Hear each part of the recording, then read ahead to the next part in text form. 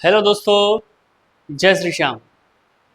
आज हम इंग्लिश का ये हमारे ग्रामर का टॉपिक बन रहेगा।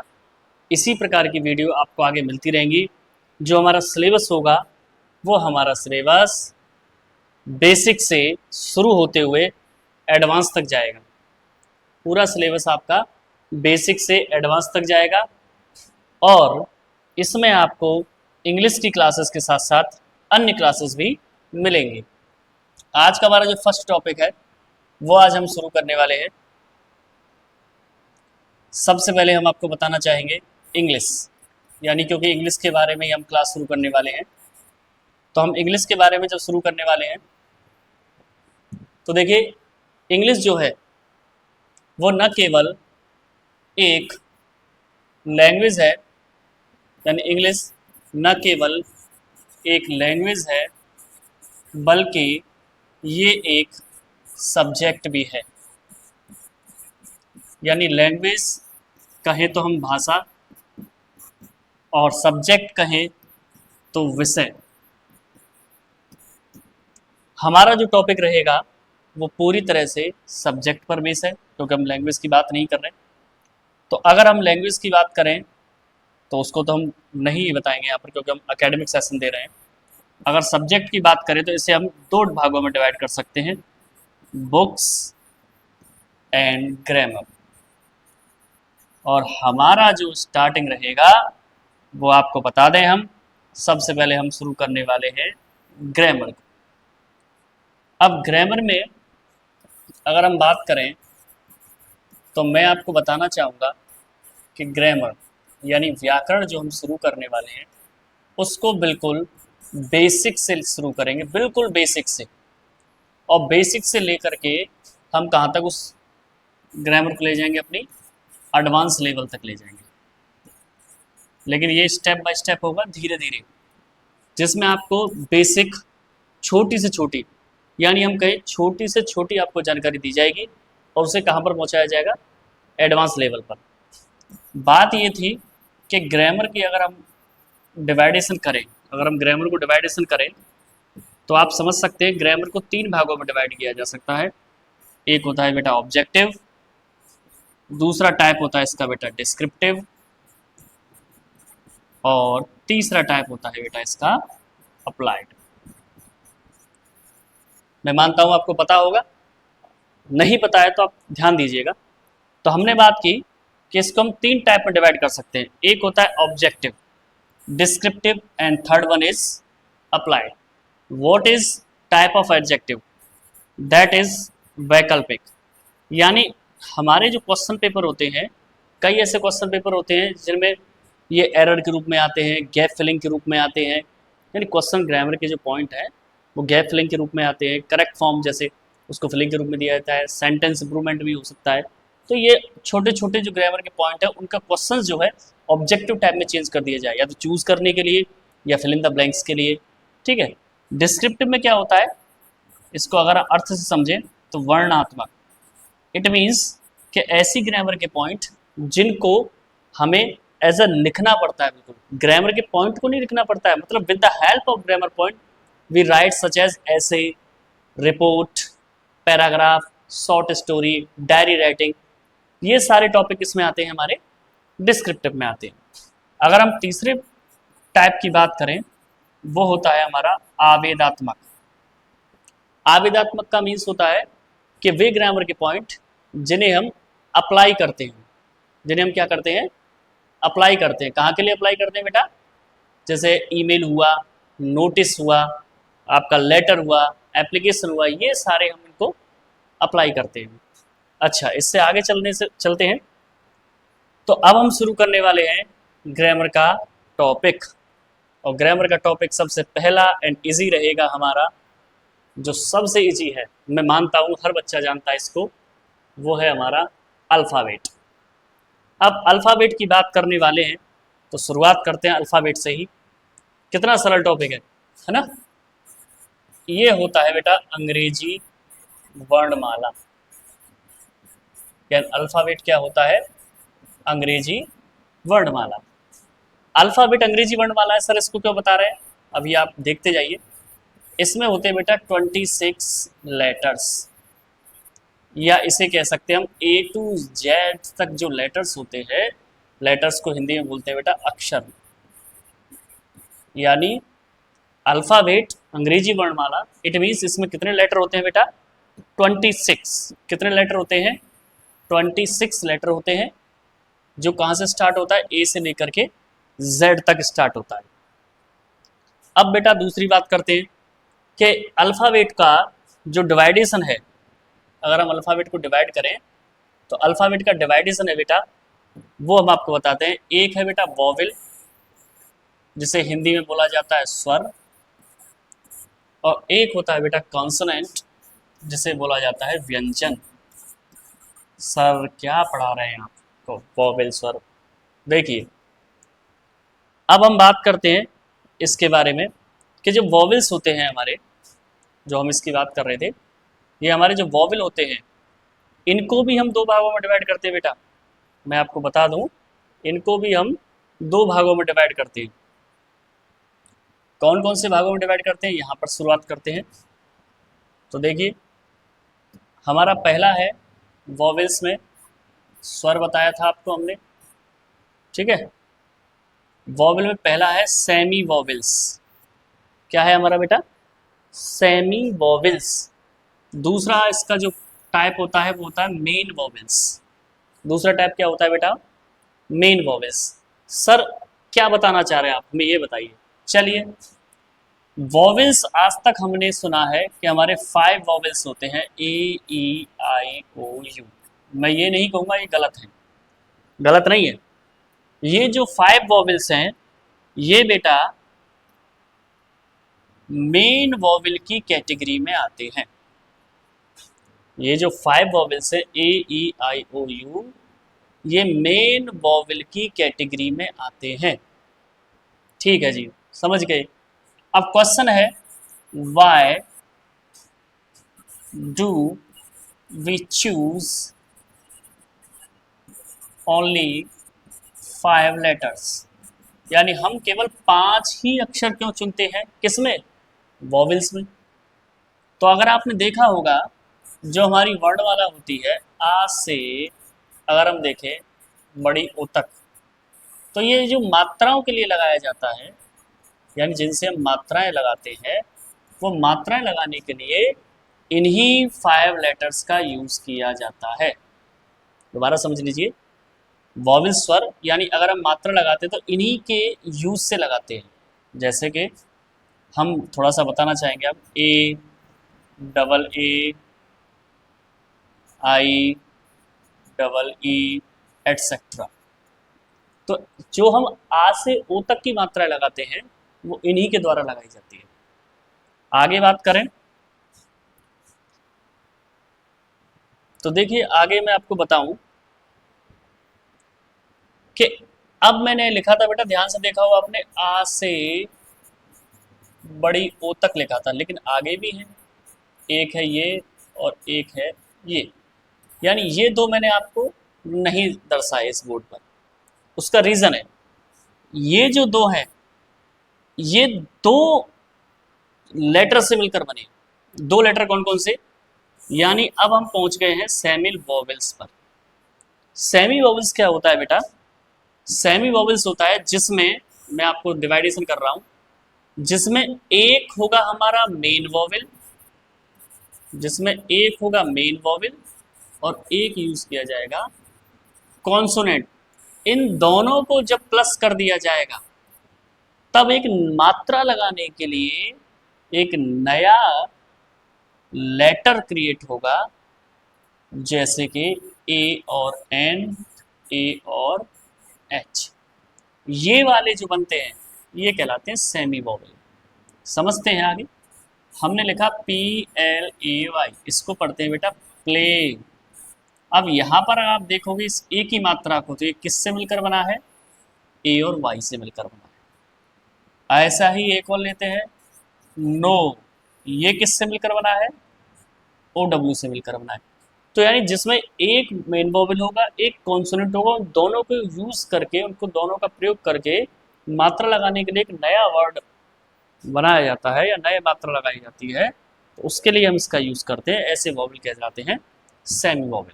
बताइए समझ में आया कि नहीं। कॉन्सोनेंट आप जानते हैं, मैं लिख सकता हूँ a part of main vowel, यानी मेन वॉवल को छोड़ करके जितने भी हमारे लेटर बचते हैं वो सारे किस में आएंगे बेटा, कॉन्सोनेंट में आएंगे। अब आगे चलते हैं। आगे देखिए लिख रहा है इसमें लेटर्स प्लस लेटर्स मिलकर के वर्ड बनाते हैं। ठीक है सर जी, लेकिन आगे भी ध्यान रखने की बात है, इसमें लिखा है सेंसफुल, यानी आप ये नहीं कह सकते कि केवल लेटर्स को लेटर से मिला दिया जाए तो वो हमारा क्या बन जाएगा, वर्ड बन जाएगा, ऐसा नहीं कह सकते। उसको समझने के लिए आप ऐसे समझिए बेटा कि जैसे मैंने लिखा ए और पी प्लस करके बना दिया एक वर्ड बने ए पी, तो ये कोई वर्ड थोड़ा ही है। हाँ ये कह सकता हूँ कि ये शॉर्ट फॉर्म हो सकता है किसी चीज़ का, लेकिन ये वर्ड नहीं है। लेकिन इसी जगह मैं आई प्लस एस लेता हूँ तो बन गया इस, क्योंकि इसका सेंस है। ए प्लस आर प्लस ई ले करके बना सकता हूँ आर, इसका भी सेंस है। तो यानी लेटर से लेटर मिलकर के वर्ड बनता है, ये बात सही है, लेकिन वर्ड कब माना जाएगा, जब उसका क्या होना चाहिए, सेंस। इस बात को आप इस चीज़ से समझ सकते हैं कि जब हम वर्डों को मिलाते हैं, यानी एक ग्रुप ऑफ वर्ड, या आपने सेंटेंस की परिभाषा पढ़ी होगी, यानी ग्रुप ऑफ वर्ड्स, यानी ग्रुप जो होता है वर्ड्स का, वो मिलकर के क्या बनाता है, सेंटेंस बनाता है। लेकिन उसका भी क्या होना चाहिए, सेंस। इसलिए परिभाषा होती है सेंटेंस की, आपने पढ़ा होगा जनरली सारी क्लासों में, फर्स्ट से शुरू हो जाता है आजकल तो इंग्लिश मीडियम में। A group of words that makes complete sense is called sentence. ये आपने जनरली पढ़ा होगा, यानी शब्दों का एक समूह, शब्दों का एक समूह जो पूरा अर्थ बनाता है या प्रकट करता है, वही क्या कहलाता है, हमारा सेंटेंस कहलाता है। दोबारा समझ लीजिए, शब्दों का एक समूह जो कंप्लीट सेंस देता है, वही क्या कहलाता है, हमारा सेंटेंस कहलाता है बेटा। ठीक है जी, अब आगे चलते हैं। अब सेंटेंस के ये जो नीचे दिए गए ये है पार्ट्स। पार्ट्स में पहला है बेटा, थोड़ा सा ये इधर नहीं है, मैं आपको बता दूं, ये थोड़ा सा इधर पहुंच गया है ये वाला बेटा, ये पार्ट जो है ये वाला, ये थोड़ा सा मिस्टेक हो गया इसमें, मतलब उसमें मिस्टेक नहीं, थोड़ा जूमिंग में हो गया है। ये जो पार्ट है मैं आपको बता दूं, ये जो प्रेडिकेट लिखा हुआ है, चलिए पहले से सेट कर देते हैं थोड़ा सा। ठीक है जी, हो गया। अब इसको हम यहाँ पर लाते हैं। देखिए एक है सब्जेक्ट, इसको हम मिटा देते हैं, या थोड़ा यहाँ पर आ गया है साइड, और दूसरा है बेटा प्रेडिकेट। ठीक है जी, एक है सब्जेक्ट और एक है हमारा प्रेडिकेट। ठीक है जी, तो जो सब्जेक्ट है, ये जो सब्जेक्ट लिखा हुआ है इसे बोलते हैं हम कर्ता। ठीक है जी, ये बेटा प्रेडिकेट यहाँ पर नहीं है, यहाँ पर है, ये थोड़ा हो गया है। ठीक है, ये हमारा जो सब्जेक्ट है ये होता है कर्ता। इसका एक और अर्थ होता है बेटा उद्देश्य, इसका एक और अर्थ होता है बेटा विषय, इसका एक और अर्थ होता है जनरली मुद्दा। तो विषय क्या होता है, जब सब्जेक्ट की बात करते हैं, जैसे मैथ है, फिजिक्स है, केमिस्ट्री है, उससे रिलेटेड है।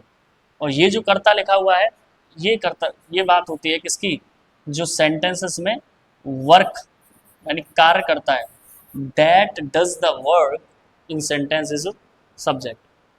ठीक है, और उद्देश्य से क्या सेंस है कि अबाउट समथिंग इज सेड, जिसके बारे में कुछ कहा जाता है, वो भी हमारा क्या है, सब्जेक्ट है। अब कैसे है सर, समझते हैं आगे, उसको समझते हैं। यहाँ पर हम लेते हैं एक छोटा सा एग्जाम्पल दोनों के लिए। जैसे हमने लिया, इसको नहीं दूसरा कलर लेते हैं जिससे आपको साफ दिखाई दे, जैसे दिखाई दे रहा होगा इन फिर भी एक हाईलाइटर टाइप का ले लेते हैं। हमने लिया एग्जाम्पल, हमने कहा राम इज सैड, राम दुखी है। अगर आप इसमें देखेंगे तो हम जनरली कह सकते हैं कि राम क्या है, सब्जेक्ट है, लेकिन यहाँ पर ये देखिए राम काम नहीं कर रहा है, तो इसीलिए मैंने कहा था अबाउट समथिंग, यानी about which something is sad, यानी जिसके बारे में कुछ कहा भी जाए वो भी क्या होगा, सब्जेक्ट है। राम के बारे में केवल कहा जा रहा है। अगर हम दूसरा एग्जाम्पल लें, इसी सेंटेंस को थोड़ा सा चेंज कर दें कि राम इज गोइंग या राम इज टीचिंग, कुछ भी ले सकते हैं, राम पढ़ा रहा है, राम कुछ भी काम कर रहा है, तो यहाँ पर आप समझ सकते हैं यहाँ पर राम वर्क कर रहा है, तो ये भी क्या है, हमारा सब्जेक्ट है। तो सब्जेक्ट जो यही होता है, ठीक है। इसको हम थोड़ा सा और समझाएंगे आपको। बाकी ये पार्ट जो बच रहा है ये हमारा क्या है, प्रेडिकेट है। तो हम थोड़े से और एग्जांपल ले लेते हैं। देखिए बेटा, जैसे मैंने लिखा गो देयर, अब इसमें सब्जेक्ट को फाइंड आउट करना हो, ये बड़ा प्रॉब्लम है। इसमें फाइंड आउट करना हो तो ध्यान रखिएगा, पहले आप समझेंगे इम्पेरेटिव सेंटेंस। ये पहले तो ये समझ में आना चाहिए इम्पेरेटिव है, वैसे मैं सेंटेंस के काइंड आगे बताऊंगा। ये इम्पेरेटिव है, तो जो इम्पेरेटिव सेंटेंस होता है उसमें हम जनरली किसको सब्जेक्ट मानते हैं, यू को। ध्यान रखिएगा, इम्पेरेटिव सेंटेंस में जनरली हम किसको सब्जेक्ट मानते हैं, यू को। दोबारा समझ लीजिए कि इम्पेरेटिव सेंटेंस में हम सब्जेक्ट किसको मानते हैं, यू को। अब आगे देखते हैं बेटा, आगे देखने पर आप देखिए, जैसे मैंने लिखा there is a parrot in case, यानी पिंजरे में एक तोता है। तो यहाँ पर अगर आप देखेंगे तो ये तोता जो है हमारा, ये क्या है, सब्जेक्ट है, क्योंकि किसके बारे में बात हो रही है, तोता के बारे में। तो ये होता है सब्जेक्ट। रिमेनिंग पार्ट जो होता है वो क्या होता है, हमारा प्रेडिकेट। तो ध्यान रखिएगा, हम दोबारा से आपको बताते हैं कि हमने जो समझा था उसको समझाते हैं आपको। कि हमने समझा सब्जेक्ट, या फिर दोबारा से शुरू कर देते थोड़ा सा रिवीजन टाइप में। हमने समझा था सेंटेंस, सेंटेंस का मतलब था वाक्य, यानी a group of words that makes complete sense is called sentence. क्या मतलब था इसका, यानी शब्दों का एक समूह जो भाव प्रकट करता है वही क्या है, हमारा सब्जेक्ट। अब हम इसको समझने के लिए आगे चलते हैं कि देयर आर, जो अभी हमने समझाया था, देयर आर टू पार्ट्स, दो भाग थे। एक था बेटा हमारा सब्जेक्ट और एक था बेटा हमारा प्रेडिकेट। सब्जेक्ट में क्या था कि जिसके बारे में कहा जाए या जो काम करे वो भी क्या है, हमारा सब्जेक्ट है। जैसे मैंने एग्जांपल लिया था राम का, लेकिन अब की बार हम राम लिख कर कुछ और लिखते हैं कि राम इज ऑनेस्ट। पहले राम को हमने दुखी बताया था, अब राम को हम ईमानदार कर देते राम जी को, तो राम भी इसमें सब्जेक्ट है। इसी तरीके से हमने और भी एग्जाम्पल लिए थे, जैसे देयर का लिया था कि देयर इज अ किंग, एक राजा है। वैसे यहाँ पर ज़्यादातर कहानियों में वाज होता है ना, इसलिए जल्दी समझ में आता है। देयर वॉज अ किंग, एक राजा था। तो यहाँ पर हमारा सब्जेक्ट क्या है, किंग है। दूसरा लेते हैं क्या, डू योर वर्क, ये आपका इंपेरेटिव सेंटेंस है, यहाँ पर हमारा सब्जेक्ट क्या है, यू है। तो ये चीज़ थी हमारी सब्जेक्ट और प्रेडिकेट के बारे में, ठीक है ना। प्रेडिकेट रिमेनिंग पार्ट होता है, इसके बाद फ्रेज और होता है इसमें, वो हम आपको बाद में समझाएंगे। पहले आप सेंटेंस में इसका डेफिनेशंस, इसके दो पार्ट होते हैं, सब्जेक्ट एंड प्रेडिकेट। सब्जेक्ट जो काम करता है या जिसके बारे में बताया जाता है।